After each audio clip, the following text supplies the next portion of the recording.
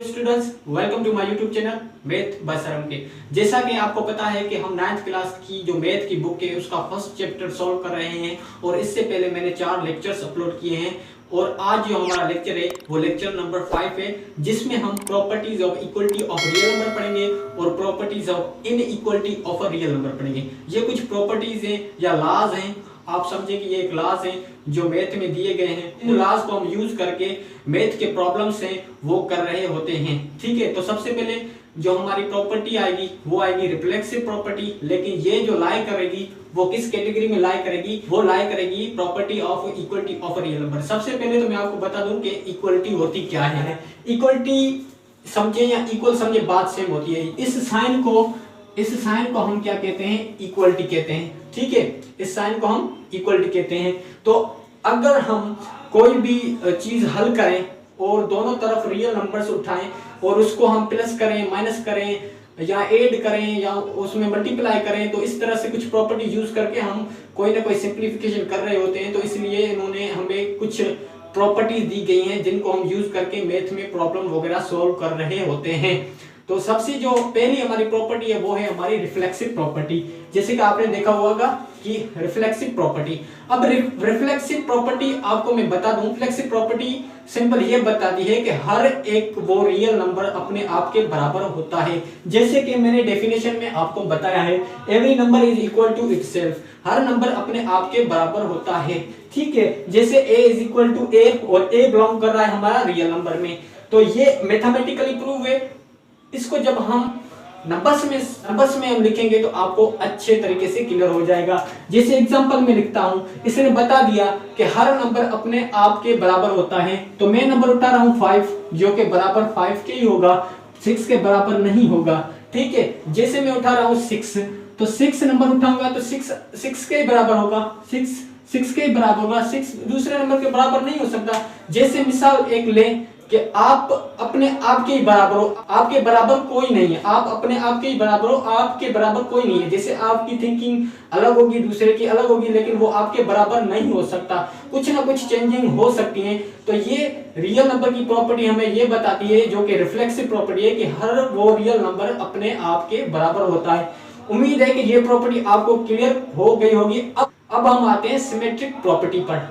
उसके बाद जो हमारी सेकेंड नंबर प्रॉपर्टी है वो है सिमेट्रिक प्रॉपर्टी। अब सिमेट्रिक प्रॉपर्टी का क्या मतलब होता है वो हम डिस्कस करते हैं कि सिमेट्रिक प्रॉपर्टी क्या होती है कि if one number is equal to other number, ठीक है, then second number is also equal to first number. अगर एक नंबर दूसरे नंबर के बराबर है तो हम कह सकते हैं कि दूसरा नंबर पहले नंबर के बराबर है। ठीक है, फॉर एग्जांपल मैं सपोज करता हूं कि जो अली का वेट है वो 10 है। ठीक है, और असद का जो वेट है वो भी 10 है। ठीक है, अभी सपोज हमने क्या किया, ए सपोज किया है अली को और बी सपोज किया है असद को, तो हम बोल सकते हैं कि अली का जो वेट है वो बराबर है असद के। हम दूसरे लफ्जों में ये भी तो लिख सकते हैं कि हम असद को पहले लिख दें, असद का कितना वेट है? 10 है, वो बराबर किसके? अली के। तो अली का भी 10 है, 10 kg बोले या कुछ भी बोले। ठीक है, तो हमने देखा कि अगर एक नंबर दूसरे नंबर के बराबर है तो दूसरा नंबर भी फर्स्ट नंबर के बराबर होगा। उम्मीद है कि ये चीज क्लियर हो गई होगी। फिर से मैं बता देता हूं कि अली का अगर वेट 10 kg है तो वो बराबर है असद के वेट के बराबर है। ठीक है, तो हम लिख सकते हैं ना कि असद का वेट भी अली के वेट के बराबर है, क्योंकि दोनों वेट्स सेम है इसलिए। तो अब हम आ जाते हैं तीसरी नंबर प्रॉपर्टी, जो है ट्रांजिटिव प्रॉपर्टी। क्या? ट्रांजिटिव प्रॉपर्टी, इसको हम डिस्कस करते हैं। तो इसमें हम क्या करेंगे, 3 नंबर उठाएंगे, वो तीनों नंबर हर एक नंबर बराबर होगा, वो तीन नंबर उठाएंगे। ठीक है, सबसे पहले ट्रांजिटिव प्रॉपर्टी है if a b and c belongs to real number, मतलब है कि 3 नंबर हैं वो रियल नंबर में बिलोंग कर रहे हैं और a बराबर है b के एंड b बराबर है c के। वो इंप्लाई दैट कर रहा है कि हम लिख सकते हैं कि a बराबर है c के डायरेक्ट। इसको कैसे डिस्कस करेंगे इसको समझाऊंगा मैं एग्जांपल की मदद से, तो आपको अच्छे तरीके से क्लियर हो जाएगा। मिसाल की बात, मैं यहां लिख रहा हूं a की जगह में लिख रहा हूं 20, वो बराबर है किसके? b, ये भी 20 लिख रहा हूं, और ये c, ये भी 20 लिख रहा हूं। ठीक है, हमने देखा कि ये भी एक रियल नंबर है, ये भी एक रियल नंबर है बी, और ये भी एक रियल नंबर है और ये आपस में बराबर हैं। तो हम ये लिखने के बजाय हम ये भी तो लिख सकते हैं कि a is equal to C, direct ये लिख सकते हैं, जो कि इंप्लाइज दैट ये कह रहा है।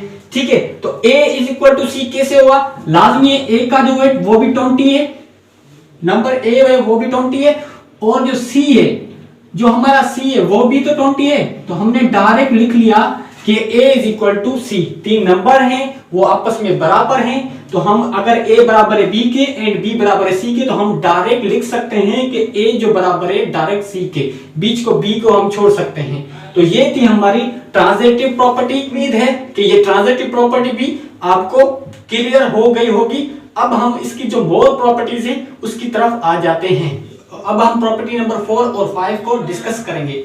सबसे पहले जो 4 प्रॉपर्टी है वो कौन सी है? वो है एडिटिव प्रॉपर्टी। अभी एडिटिव आपने देखा होगा कि एड का मतलब होता है जमा, और एड में से एडिटिव निकला हुआ है। ठीक है, तो एडिटिव प्रॉपर्टी क्या कहती है कि if a is equal to b, और जो हमारा फॉर ऑल, इसका मतलब है सारे number for all a, b, c belongs to real number, a और b और c हमारे रियल नंबर में हैं, और अगर a प्लस सी करें is equal to B plus C करें तो क्या होगा? वो फिर से a बराबर होगा b के। ठीक है, कैसे? एडिटिव प्रॉपर्टी का मतलब ये है कि अगर आपके पास दो नंबर इक्वल हैं, आप दोनों तरफ एक सेम नंबर ऐड कर रहे हैं, तो आपकी इक्वलिटी के ऊपर कोई फर्क नहीं पड़ेगा। जैसे if we add a same number both side then it will not affect on equality. अब हमने देखा एग्जांपल की मदद से हम सॉल्व करते हैं। फॉर एग्जांपल अगर मैं a की जगह मैं 5 उठा रहा हूं, ठीक है, और b की जगह b 5 उठा रहा हूं। अब मैं क्या कर रहा हूं? सेम नंबर प्लस करना है, हमें सेम नंबर प्लस करना है, तो मैं यहां +2 कर रहा हूं, यहां भी +2 कर रहा हूं, यहां भी +2 कर रहा हूं। तो अब मैं इनको सब सॉल्व करूंगा तो ये 7 आ गया, और 7 इज इक्वल टू 7। तो यही बात ये बता रहा है एडिटिव प्रॉपर्टी के अगर a बराबर है b के, तो आप अगर कोई एक ऐसा दोनों साइड ऐड करते हैं तो हमारी इक्विटी पर, हमारी इक्वलिटी पर कोई फर्क नहीं पड़ेगा। तो जस्ट इसका सिंपल मतलब यही था। अब हम आ जाते हैं मल्टीप्लिकेटिव प्रॉपर्टी। अब यहां देखा कि हम ऐड कर रहे थे, और तो यहां हमारा है मल्टीप्लिकेटिव प्रॉपर्टी, तो यहां हम क्या करेंगे? मल्टीप्लाई करेंगे। ठीक है, अगर a बराबर है b के, अगर दो नंबर है a बराबर है b के, और a b और c क्या है? रियल नंबर है, तो हम क्या करेंगे? इसमें तो हम ऐड कर रहे थे, दोनों ऐड कर रहे थे बोथ साइड, दोनों साइड ऐड कर रहे थे सेम नंबर, तो इसमें हम दोनों साइड मल्टीप्लाई करेंगे सेम नंबर। तो फॉर एग्जांपल अगर a बराबर है b के, तो हम a मल्टीप्लाई c करें, वो बराबर होगा b मल्टीप्लाई c के। ठीक है, कैसे? ये a भी बराबर होगा b के, ये प्रूव होगा। कैसे प्रूव होगा इसको भी हम देख लेते हैं। अगर मैं इसकी जगह पे मैं नंबर उठाता हूं 5, और इक्वल सेम रखा, b की जगह नंबर उठाता हूं 5, और मैं क्या करता हूं? इन बोथ साइड पे क्या करता हूं? एक नंबर मल्टीप्लाई कराता हूं। तो इसको मैं मल्टीप्लाई करा रहा हूं 2 से, इसको भी मल्टीप्लाई करा रहा हूं 2 से। c से मुराद मैंने 2 इसमें मल्टीप्लाई किया, 2 इसमें मल्टीप्लाई किया। जब इसको मल्टीप्लाई किया तो 5 टू द 10 और इज इक्वल टू 10। तो आपने देखा कि हमें जो कहा गया था वो प्रूव हो गया कि a बराबर है b के। तो हम अगर दोनों तरफ एक ही नंबर से मल्टीप्लाई करेंगे तो हमारी इक्विटी पर कोई फर्क नहीं पड़ रहा। तो हमने दोनों तरफ एक ही सेम नंबर मल्टीप्लाई किया तो हमारी इक्विटी तो चेंज नहीं हुई, दोनों जो साइड्स थी वो बराबर आई। उम्मीद है कि ये एडिटिव प्रॉपर्टी और मल्टीप्लिकेटिव प्रॉपर्टी आपको समझ आ गई होगी। अगर समझ में नहीं आई तो मैं आपको व्हाट्सएप नंबर प्रोवाइड करता हूं, आपकी स्क्रीन पर शो हो रहा होगा। अगर नहीं समझ में आया तो आप उस पर मैसेज करके पूछ सकते हैं फर्दर इसके डिटेल के बारे में। तो अब हम आ जाते हैं अपनी जो प्रॉपर्टी है 6, उसको हम डिस्कस करते हैं। ये स्टूडेंट्स प्रॉपर्टी नंबर जो 6 और 7 मैंने लिख लिया है और इसको हम डिस्कस करते हैं। जो कि प्रॉपर्टी जो हमारी 6 प्रॉपर्टी है वो है प्रॉपर्टी है कैंसिलेशन प्रॉपर्टी फॉर एडिशन। ठीक है, कैंसिलेशन प्रॉपर्टी फॉर एडिशन। और जो 7 नंबर है कैंसिलेशन प्रॉपर्टी फॉर मल्टीप्लिकेशन। ठीक है, तो एक में हमें प्लस में है, दूसरी जो हमारी है वो मल्टीप्लिकेशन में है। तो ये प्रॉपर्टी क्या कहती है, आइए इसको समझने की कोशिश करते हैं। तो बोल रहा है कि if A B and C belongs to real number, अगर हमारे पास 3 नंबर हैं वो रियल नंबर में हैं, और अगर हम क्या करें ए और बी सेम है लेकिन सेम नंबर उसमें ऐड करें, प्लस सी करें, ठीक है, प्लस सी करें और उसको कैंसिल करेंगे, तो हमारी जो इक्वलिटी है उस पर कोई फर्क नहीं पड़ेगा और जो हमारा जवाब आएगा वो इक्वल टू बी आएगा। कैसे कि if we add same number both side then we cancel it, अगर हम both side same number add करते हैं और उसको कैंसिल करते हैं तो it will not effect on equality, हमारी जो इक्वलिटी पर कोई असर इफेक्ट नहीं पड़ेगा, ठीक है। जैसे फॉर एग्जांपल ए में उठा रहा हूं 5, ठीक है, और सी की जगह उठा रहा हूं मैं 3, और इसके अलावा बी है, बी को भी मैं उठा रहा हूं 5 और प्लस सी की जगह उठा रहा हूं मैं 3। तो मैं अगर इक्वलिटी के दोनों तरफ सेम नंबर होंगे तो हम कैंसिल कर सकते हैं इस प्रॉपर्टी के तहत। यहां भी प्लस का 3 है, यहां भी प्लस का 3 है, तो ये प्लस का 3 कैंसिल आउट हो गया। अब जो हमारा बचेगा वो 5 इज इक्वल टू 5। तो हो गया प्रूफ के जो ए है वो हमारा बराबर होगा बी पर। अगर हम उसमें दोनों तरफ सेम नंबर प्लस करें और इसको कैंसिल करें तो वो ए बराबर होगा बी के, ये भी प्रूफ हो गया। जैसे नेक्स्ट में नंबर उठाता हूं 6 है, उसके बाद प्लस इसमें कर रहा हूं 2 और उसके बाद यहां भी 6 है और प्लस इसमें कर रहा हूं 2, तो ये +2 और +2 कैंसिल हो गया, ठीक है। बाकी 6 इज इक्वल टू 6। तो आपने देखा कि हमारे इक्वलिटी पर कोई फर्क नहीं पड़ रहा, तो ये प्रॉपर्टी थी कैंसिलेशन प्रॉपर्टी फॉर एडिशन। अब हम आते हैं कैंसिलेशन प्रॉपर्टी फॉर मल्टीप्लिकेशन। बात सेम है, डेफिनेशन सेम है, सिर्फ चेंजिंग है कि यहाँ प्लस कर रहे थे, यहाँ मल्टीप्लाई करेंगे, नंबर हमारे वही 2 होंगे। तो इसको भी हम डिस्कस करते हैं कि अगर हमारे पास ए बी और सी है, 3 नंबर हैं, बिलोंग कर रहे हैं रियल नंबर में, इफ क्या करें हम ए और बी के साथ सेम नंबर को मल्टीप्लाई करें तो वो हमारा आंसर है, वो इक्विटी पर कोई फर्क नहीं पड़ेगा, ए इज इक्वल टू बी आएगा। मल्टीप्लाई सी करें और बी मल्टीप्लाई सी करें, सेम नंबर से मल्टीप्लाई कराना है तो हम क्या करेंगे, यहाँ ए की जगह मैंने क्या किया 5 लिखा, उसके अलावा बी की जगह भी मैंने 5 लिखा। अभी मैं क्या कर रहा हूं, इसमें ऐड कर रहा हूं 3, ठीक है, ऐड कर रहा हूं 3। तो अब मुझे 3 को कैंसिल करना है तो मैं क्या कर सकता हूं, सेम नंबर इसके साथ मल्टीप्लाई कर सकता हूं। तो मैं कर रहा हूं 1/3 यहां मल्टीप्लाई किया, 1/3 यहां मल्टीप्लाई किया, मुझे 3 को कैंसिल करना है। तो अब 3 में कैंसिल हो गया, 3 में कैंसिल हो गया और 5 इज इक्वल टू 5 हमारा आंसर आ गया। और हमने देखा कि दो नंबर सेम नंबरों को मल्टीप्लाई करने से हमारे इक्विटी पर कोई फर्क नहीं पड़ रहा। जैसे हमने सेम नंबर दोनों सेम नंबर को प्लस करने से भी हमारे इक्विटी पर कोई फर्क नहीं पड़ रहा था, और इसके अलावा जब हमने मल्टीप्लाई सेम नंबर को किया तो उस पे भी हमारे इक्विटी पर कोई फर्क नहीं पड़ रहा था। उम्मीद है कि properties of equality of a real number समझ में आ गई होंगी। अब हम पढ़ते हैं properties of inequality of a real number. Properties of inequality of a real number. सबसे पहले अनइक्वलिटी में आपको बता देता हूं कि अनइक्वलिटी होती क्या है। तो जब भी इक्वलिटी थी तो उसमें इक्वल की साइन आ रही थी, इनइक्वलिटी का मतलब है कि इक्वल की साइन नहीं आएगी, इसमें सिर्फ और सिर्फ 2 नंबर ये यूज होंगे, ये दो सिंबल्स हैं ये यूज होंगी और आपको यहाँ इक्वल नहीं नजर आएगा, ठीक है। तो इन 2 जो सिंबल्स हैं उनका भी मतलब मैं आपको बता देता हूं। तो इस सिंबल को हम कहते हैं ग्रेटर देन और इस सिंबल को हम कहते हैं लेस देन।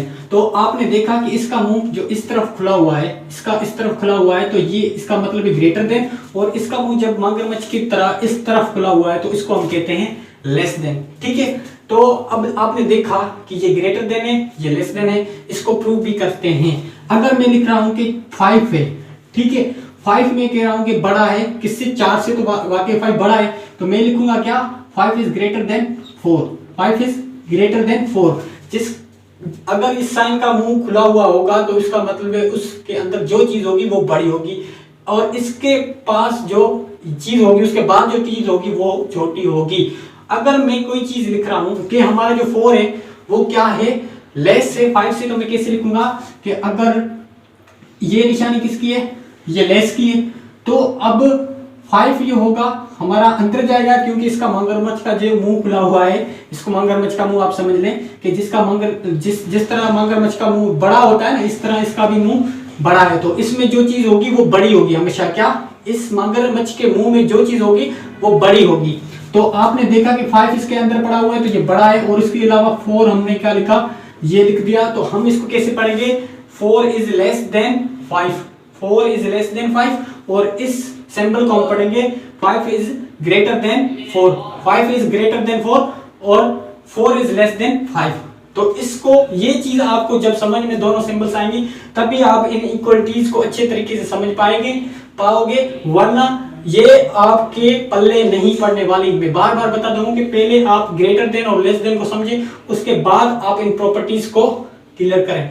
तो सबसे पहले हमारी जो प्रॉपर्टी है वो क्या है कि वो ट्राइचोटोमी प्रॉपर्टी। ट्राइचोटोमी प्रॉपर्टी क्या कहती है कि अगर हमारे पास 3 नंबर हैं ए, बी और सी, वो क्या है, उसमें सिर्फ 3 पॉसिबिलिटीज हो सकती हैं, या तो वो ए क्या होगा, ग्रेटर देन बी होगा, या ए लेस देन बी होगा, या ए इक्वल टू बी होगा।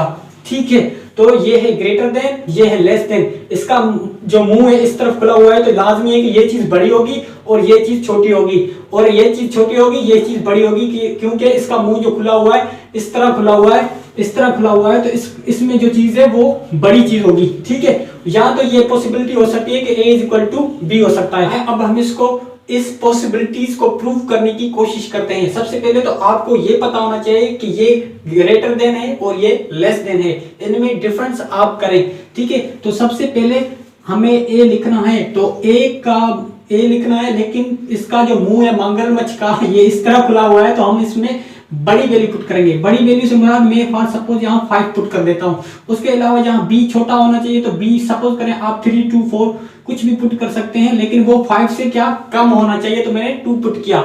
अब हमें a पुट करना है, तो a पुट हमने क्या किया था, 5 पुट किया है। ठीक है, और इसका मुंह इस तरफ खुला हुआ है, यानी कि b हमारा बड़ा होगा, तो मैं यहाँ फॉर सपोज करें 6 पुट कर देता हूँ। ठीक है, तो अब मैं यहाँ लिख सकता हूँ कि a क्या है, a 5 है, और b जो हमने पुट किया वो भी 5 है। तो इसमें जो 3 प्रॉपर्टीज है, इसमें जो 3 पॉसिबिलिटीज है, ये प्रूव हो रही हैं। या तो हमारा 5 इज ग्रेटर देन 2 होगा, उसके अलावा या हमारा जो 5 इज लेस देन 6 होगा, या 5 इज इक्वल टू 5 होगा। तो इसमें ये 3 जो प्रॉपर्टीज है, इसमें ये 3 पॉसिबिलिटीज बन सकती हैं। अगर हमारे पास 3 रियल नंबर होंगे तो या तो a b से बराबर होगा, a b के बराबर होगा, या a b से छोटा होगा, या a b से बड़ा होगा। तो ये 3 पॉसिबिलिटीज हो सकती हैं इन इक्वलिटी में। इसके बाद जो हमारी दूसरी नंबर प्रॉपर्टी है वो क्या है, ट्रांजिटिव प्रॉपर्टी। अभी ट्रांजिटिव प्रॉपर्टी हमने पढ़ी थी, ट्रांजिटिव प्रॉपर्टी इक्वलिटी में भी पढ़ी थी, अब हम ट्रांजिटिव प्रॉपर्टी को हम इन इक्वलिटी में भी पढ़ेंगे। तो if a b c belongs to real number, 3 number हैं, वो क्या कर रहे हैं, बिलोंग कर रहे हैं रियल नंबर में, देन तो उसमें कौन सी पॉसिबिलिटीज हो सकती हैं कि या तो a है हमारा लेस देन होगा b से, ठीक है, या b जो होगा हमारा वो लेस देन होगा c से, या डायरेक्ट हम कह सकते हैं कि a होगा हमारा लेस देन c से। इसको प्रूव करने की कोशिश करते हैं। a हमें छोटा लिखना है, तो a क्या करें, हम लिखते हैं 5 जैसे, और b हमें क्या लिखना है, b इसका देखो आप, b इसका मुंह, या मगरमच्छ के मुंह में b पड़ा हुआ है तो इसका मतलब बड़ा होगा, तो आप इसको 6 लिख सकते हैं, 7 लिख सकते हैं, 8 लिख सकते हैं।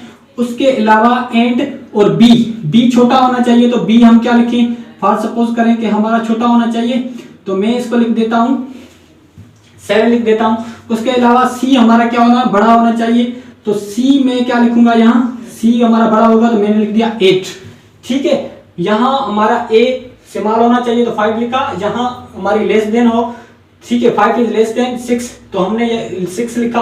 अब हमने b क्या लिखा, इसका मुंह इस तरफ है, तो ये 8 हमें बड़ा लिखना होगा, ये छोटी चीज लिखनी होगी, तो ये हमने लिखा। तो अब हम इसी चीज को ये भी तो लिख सकते हैं ना, डायरेक्ट ये तो लिख सकते हैं ना कि डायरेक्ट 5 है लेस है 8 से, तो 5 हम लिख सकते हैं 5 इज लेस देन 8।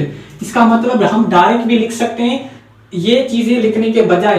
ठीक है, तो हमने लिखा कि जो 5 है हमारा छोटा है 8 से, ये निशानी हमने यहाँ यूज की है, जिसको हम लेस देन बोलते हैं। ठीक है, 5 इज लेस देन 8, ये हम चीज लिख सकते हैं। अब हमने इसमें पढ़ा लेस देन वाली कंडीशन, अब हम इसमें पढ़ेंगे ग्रेटर देन वाली कंडीशन। कंडीशन प्रूव करेंगे, वो प्रूव करेंगे ग्रेटर देन वाली कंडीशन। अब हमने प्रूफ जो हमने प्रॉपर्टी की वो ली लेस देन वाली कंडीशन, अब हम प्रूव करेंगे ग्रेटर देन वाली कंडीशन। तो ग्रेटर, यहाँ ए हमारा ग्रेटर होना चाहिए तो मैं ग्रेटर 5 लिख रहा हूं, और बी हमारा लेस होना चाहिए तो ये मैंने 4 लिख लिया। अब हमें बी हमें ग्रेटर लिखना है, 7 लिख दे, ठीक है, बी आपने 7 लिख दिया। अभी सी आपको लेस लिखना है, लेस लिखना है तो इसका मतलब है कम लिखना है, तो मैं 3 लिख देता हूँ, सी को हम 3 लिख देते हैं। तो इस सेम चीज को, ये चीजें लिखने के बताए हम डायरेक्ट भी तो बता सकते हैं कि ए जो हमारा है 5 है, और 5 हमारा ग्रेटर देन है किससे, सी से। तो सी हमने जो सपोज किया था वो था 3, ठीक है, तो 5 इज ग्रेटर देन 3। तो इसमें 2 कंडीशन हैं। अगर हमारे पास 3 नंबर गिवन हो, ठीक है, रियल नंबर में, तो उसमें जो पॉसिबिलिटीज हो सकती हैं, या तो ए हमारा होगा ए जो होगा लेस देन बी होगा, या बी हमारा लेस देन सी होगा। और इसको हम एक ही चीज में रिप्रेजेंट कर सकते हैं कि डायरेक्ट कि ए हमारा लेस देन सी होगा, ठीक है। जैसे 5 हमारा लेस देन 8 है, ठीक है, लेस देन 8 है, मतलब है कि 8 हमारा बड़ा है, 5 हमारा छोटा है, ठीक है। इसके अलावा जब हम इसमें भी हम ग्रेटर देन में भी प्रूफ करें कि इसमें भी अगर 3 नंबर्स गिवन है आपको, तो हम ए हमारा होगा ग्रेटर देन बी, या बी हमारा होगा ग्रेटर देन सी, तो हम इसको लिख सकते हैं डायरेक्ट कि ए हमारा होगा ग्रेटर देन सी, ठीक है। जैसे 5 हमारा ग्रेटर देन 3 है, तो इस तरह से आप इन दोनों कंडीशंस को प्रूव कर सकते हैं। उम्मीद है कि ये 2 प्रॉपर्टीज हैं इनइक्वालिटी की समझ में आ गई होंगी। अब हम इसकी नेक्स्ट जो प्रॉपर्टी है उसको डिस्कस करते हैं। प्रॉपर्टी है वो है रेसिप्रोकेटिव प्रॉपर्टी। ये प्रॉपर्टी क्या होती है, आए हम इसको सॉल्व करने की कोशिश करते हैं और डिस्कस करने की कोशिश करते हैं।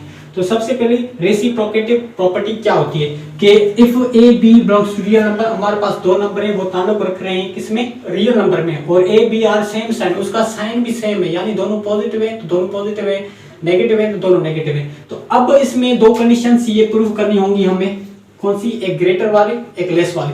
तो अभी ए ग्रेटर देन बी है, ठीक है, तो रेसिप्रोकल का मतलब है इसका उलट। तो ए को जब हम उलट करेंगे तो ठीक है, इसके नीचे कुछ नहीं है तो मतलब 1 है, इसके नीचे कुछ नहीं है तो 1 है।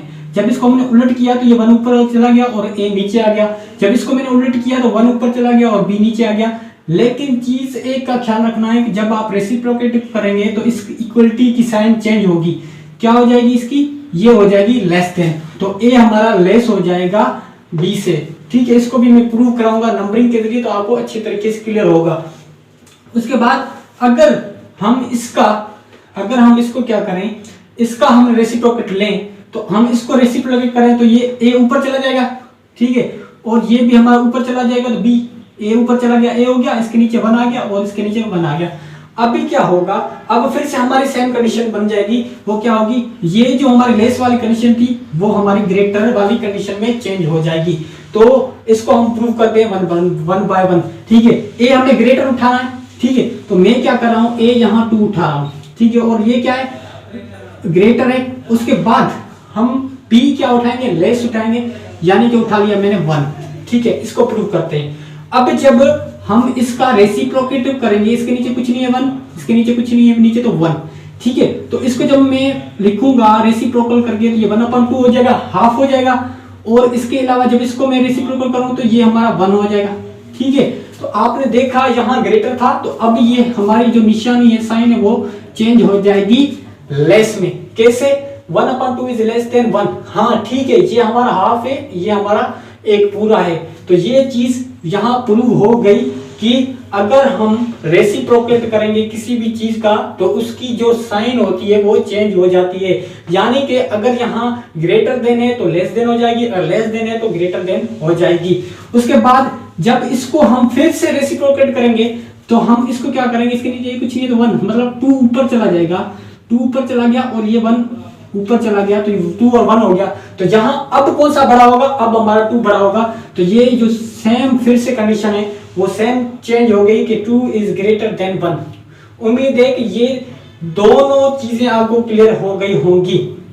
ठीक है, ये कंडीशन भी आपको क्लियर हो गई होगी, ये कंडीशन भी क्लियर हो गई होगी। ये थोड़ा सा मुश्किल है, आपको इसको बार बार देखना पड़ेगा, तभी ये चीजें आपको समझ में आएंगी, अदरवाइज समझ में नहीं आएंगी। सबसे पहले तो आपको ग्रेटर और लेस का कॉन्सेप्ट होना चाहिए कि ग्रेटर देन क्या है और लेस देन क्या है, और इक्वलिटीज में हम क्यों यूज कर रहे होते हैं। तो रेसिप्रोकेटिव का मतलब होता है उलट। अगर हमारे पास 2 लिखा हुआ है तो उसको उलट कर देंगे तो 1/2 हो जाएगा। और उसमें ये चीज होती है कि जो हमारी ग्रेटर होता है वो लेस हो जाता है, वो लेस होता है वो ग्रेटर हो जाता है। अब हम आते हैं हमारी जो प्रॉपर्टी है, हम प्रॉपर्टी नंबर 4 पे आते हैं, देखते हैं कि वो प्रॉपर्टी कौन सी है। अब हम पढ़ेंगे मल्टीप्लिकेटिव प्रॉपर्टी। अब मल्टीप्लिकेटिव प्रॉपर्टी हम इनइक्वलिटी में पढ़ेंगे। मल्टीप्लिकेटिव प्रॉपर्टी हमने क्या पढ़ा था, इक्वलिटी में पढ़ी थी। ठीक है, इक्वलिटी में क्या था कि ए और बी था, हम दोनों तरफ सेम नंबर से मल्टीप्लाई कर रहे थे तो हमारी इक्वलिटी पर कोई फर्क नहीं पड़ रहा। इसी तरह जब हम इसमें भी सेम नंबर से मल्टीप्लाई करेंगे इनइक्वलिटी में तो वो हमारी इनइक्वलिटी पर कोई फर्क नहीं पड़ेगा। ये डिफरेंस है, जो कि ये डिफरेंस है। तो सबसे पहले एक हमने नंबर है हमारे ए बी और सी है, नंबर है, ठीक है, कोई भी नंबर है।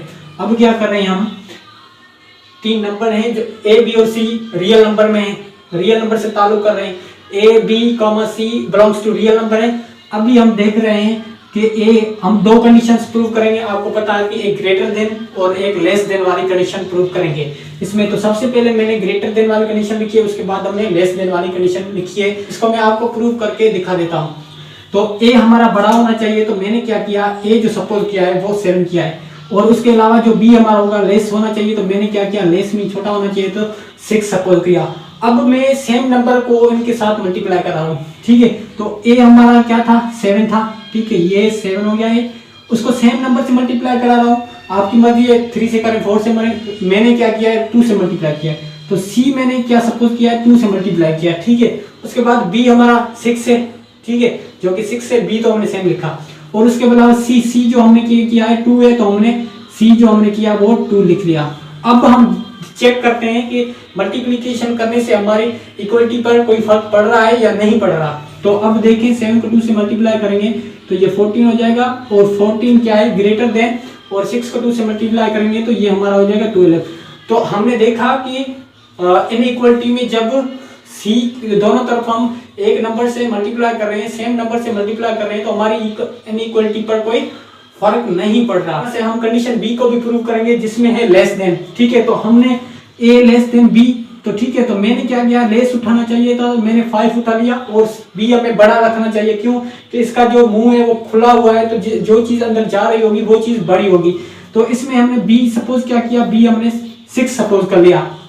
उसके बाद हम इसमें सेम नंबर से मल्टीप्लाई करा रहे हैं, ठीक है। तो मैंने क्या किया, बी हमारा, मैंने क्या किया, ए हमारा 5 था और बी हमारा क्या था, 6 था, बी हमारा क्या था, 6 था। अब सेम नंबर से मैं मल्टीप्लाई करा रहा हूँ, जो कि मैंने उठाया है 4। आपकी मर्जी, आप किसी भी नंबर से मल्टीप्लाई कर सकते हैं, लेकिन नंबर सेम होना चाहिए, ठीक है। तो 5 को जब 4 से मल्टीप्लाई करेंगे तो ये 20 आ जाएगा, ठीक है, और 6 को जब 4 से मल्टीप्लाई करेंगे तो ये 24 आ जाएगा।